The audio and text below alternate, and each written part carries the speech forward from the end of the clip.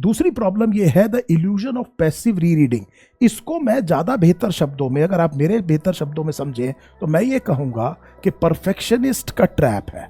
सो हम कह रहे हैं कि परफेक्शन का trap, so this is perfectionism trap.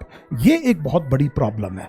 आपको लगता है अभी चैप्टर खत्म नहीं हुआ, एक बार और पढ़ लेता हूँ, एक बार और पढ़ लेता हूँ, इस किताब से और पढ़ लेता हूँ, it is not contributing anything else. आपने पहली बार बहुत अच्छे से पढ़ा है, ज़्यादातर चीज़ें आपकी समझ में आ गई। अब आपके मन का एक ये थिंकिंग है, आप एक परफेक्शनिस्ट ट्रैप में फंस गए। आपको लगता है अभी मैं एग्ज़ाम रेडी नहीं हूँ, आप इसमें पैसिव री रीडिंग करे जा रहे हैं। आप आराम से बैठे हैं, ना तो नोट्स बना रहे हैं, दोबारा क्यों बनाएंगे। सो यहाँ पर आप कुछ भी एक्टिव नहीं कर रहे हैं, बस वो आपकी आंखों के सामने से निकलता जा रहा है। ये बात सही है कि एक दो चीजें हो सकता है आपके सामने आ जाएं जो पहली बार आपने ना देखी हो या नजरअंदाज हो गई हो, ये बात हो सकती है। लेकिन वो जो गेन है वो इतना छोटा होगा कि इसका वर्थ नहीं है परफेक्शनिज्म।